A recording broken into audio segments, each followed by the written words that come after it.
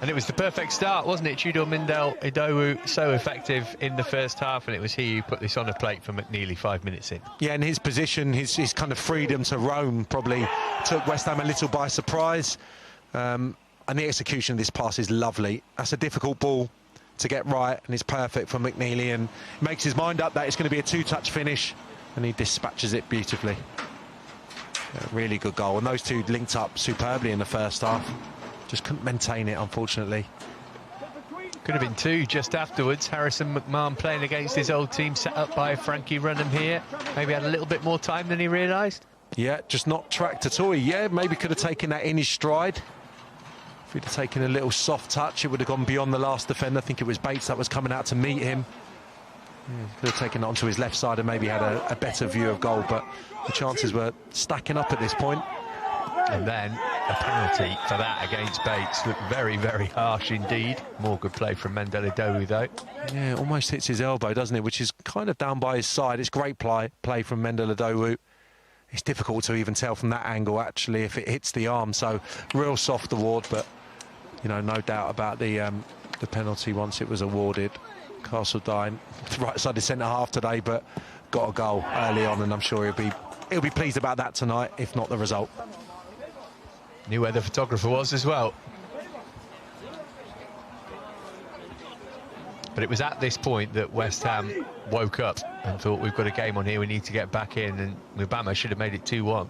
Yeah, just didn't get enough contact on that header. You want to put that back in the opposite direction towards the right-hand post. Just kind of glanced off his head and wide of the target, but they continued to press before the half-time whistle, and this was a brilliant bit of play from Merrick. That second save, I think he anticipates it maybe going the other side, so he's reacted in mid-air, changed his position and made, you know, not one but two exceptional saves. The reaction of the chap behind the goal was good as well. Mindell-Idowu onside here. This was just before half-time. Difficult angle for the shot. Really, his involvement in the game, symptomatic of how it went, wasn't it? Because he was everywhere first half. Yeah, he pulled to this right-hand side. Real elusive kind of customer for West Ham before the break. But couldn't get the third goal, and then it was just a flurry of chances, wasn't it, before West Ham pegged Chelsea back. He was another player that impressed. Marshall, I thought, kind of played off the front for his time on the pitch, and yeah, I think it's him who gets the goal, isn't it? 3 goals in a 5-minute spell for West Ham to turn this game around, and yeah, Marshall creeping one into the bottom corner there. It's a cultured finish. Yeah, it was all about the direction, wasn't it? Although the release here is superb. It's a really good spot. Yeah, lovely ball from Scarles. And you think that Akamia's got the situation under control, ushering him away from the target. Only place the strike could have gone. And at that point, they had the bit between their teeth. A couple of substitutions helped change the game for them as well. And one of them, Kadua, with pretty much his first touch of the ball, turning in for 2-2. Yeah, it was earthy, wasn't it? Getting on the ball, breaking beyond Chelsea.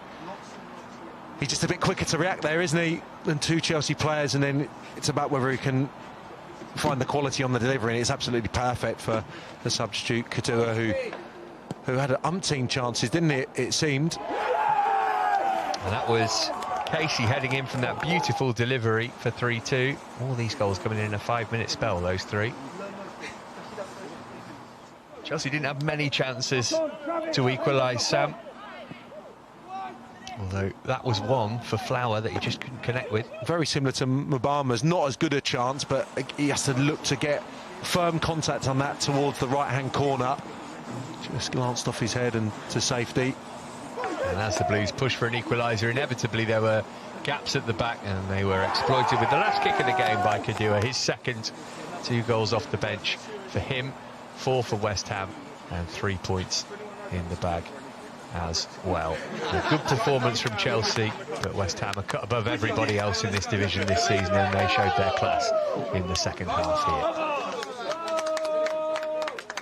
Yeah, it's a great bit of combination from the 2 strikers. Substitute, what an impact he's had, a couple of goals, and he has the composure on that occasion to stick it away and finish the game. Disappointing then for Chelsea, having been 2-0 up in the first half, but Sam, you can't fail to be impressed by West Ham, really.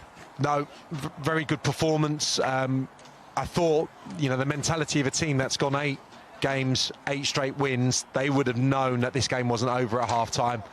And I think they showed that with their performance. They didn't let their heads drop. They responded well in the first half and better side in the second half. But loads of positives for Chelsea. Brilliant opening half an hour. Front two, excellent.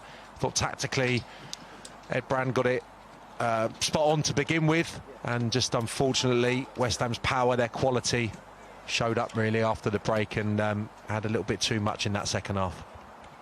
But as you say, certainly for a lot of the game, a good response from what happened on Saturday, and you've got to take into account the quality of the opposition here today.